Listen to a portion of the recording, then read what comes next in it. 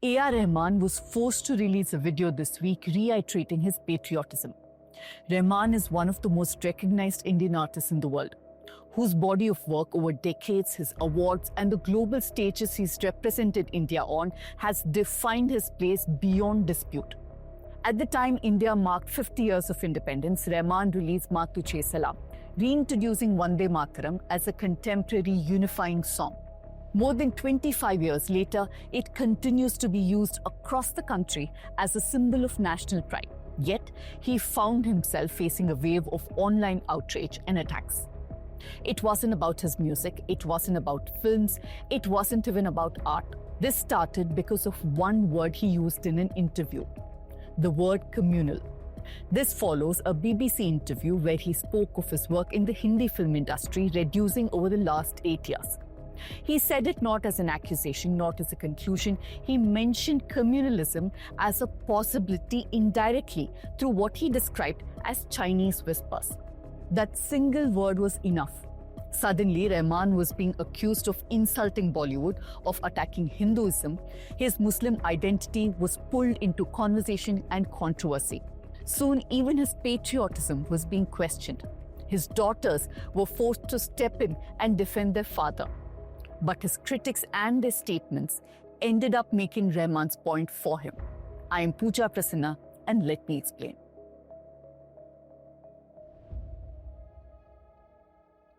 If you're wondering why Let Me Explain dropped early this week, well, this story needed it. Some conversations move fast and get messy, and our job is to slow them down, add context, and help you see the full picture. If you are a regular viewer, then you know that we do not hesitate from asking the difficult questions. If that matters to you and you want us to continue doing that, then do support us, because we depend only on you to keep us going. Scan the QR code on your screen and contribute any amount of your choice to support the show, or you can click the link in the description below.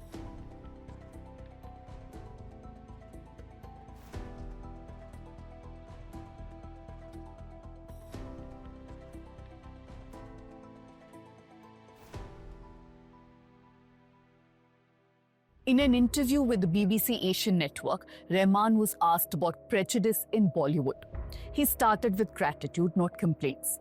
He spoke of his early days in the Hindi cinema industry, feeling welcomed, finding the experience rewarding, and being grateful for the opportunities.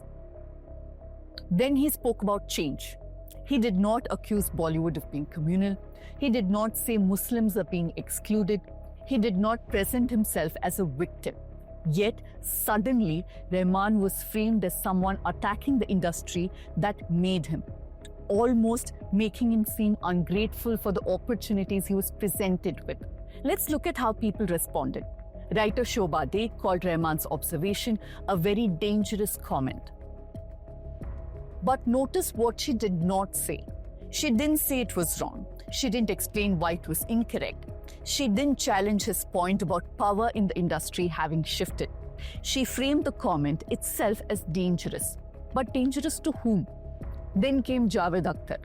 He said he's never experienced communal bias in Bollywood and therefore does not believe Rahman's views are accurate. He also suggested that producers may avoid Rahman simply because he's too big and too intimidating. Now, there are two problems with this.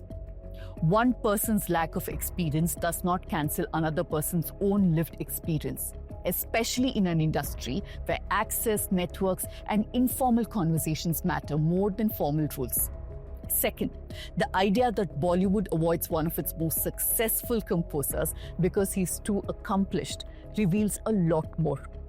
The same argument is not heard of an actor, for example. Have you ever heard people say that Akshay Kumar or Ranbir Kapoor have not gotten work because they're too big and intimidating? Then singer Shaan argued that there's no communal or minority angle in Bollywood. He pointed to the success of several artists from the minority community as proof.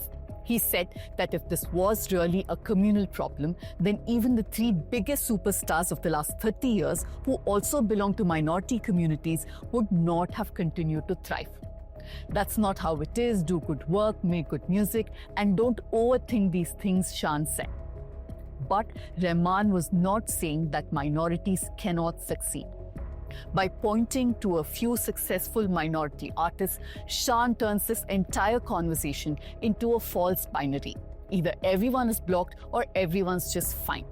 But that's not how power works. It ignores how access and gatekeeping actually function in this industry. His argument also ignores the pressures Muslim celebrities operate under. Many of them are careful about what they say, how they say it, and what they are seen supporting. Shah Rukh Khan, despite the enormous public influence he has, remains almost aggressively apolitical. Several Muslim actors in Bollywood carefully curate visibly pro-establishment public images. Only a few handful can afford to be openly outspoken, because the cost of being Muslim and famous in India is often higher. Rahman's own public persona is that of a soft-spoken Tamil Muslim, an overlap of identities that is easy to other in the Hindi heartland. And perhaps we can all agree that Rahman, of all the people, does not need to be reminded to make good music. The most aggressive response came from actor and BJP politician Kangana Ranaut. She escalated the situation by calling Rahman prejudiced and hateful. She said Rahman refused to compose music for her film Emergency, saying he did not want to be part of a propaganda film. She used her personal grievance against him to question his patriotism. But yes, several people also spoke out in Rahman's support. Singer Hariharan and composer Leslie Lewis both pointed out that the Hindi film industry has changed significantly, with creative decisions now increasingly controlled by corporates.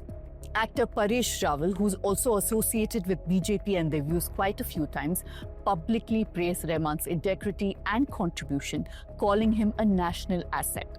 Singer Chinmayi Sripada was among the earliest and the most vocal supporters of Rahman.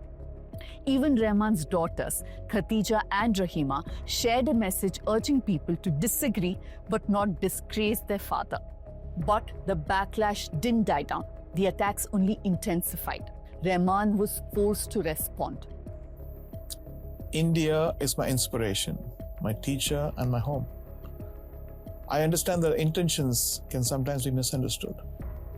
But my purpose has always been to uplift, honor, and serve through music. I have never wished to cause pain, and I hope my sincerity is felt.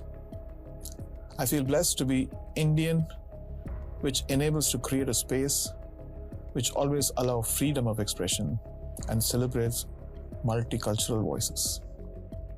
From nurturing Jala, presented at the Wave Summit in front of the Honorable Prime Minister and Ruhi Noor, to collaborating with the young Naga musicians to create a string orchestra, to mentoring the Sunshine Orchestra, also building Secret Mountain, India's first multicultural virtual band, and the honor of scoring Ramayana alongside Hans Zimmer. Each journey has strengthened my purpose. I remain grateful to this nation and committed to music that honors the past, celebrates the present, and inspires the future. Jai Hind and Jai.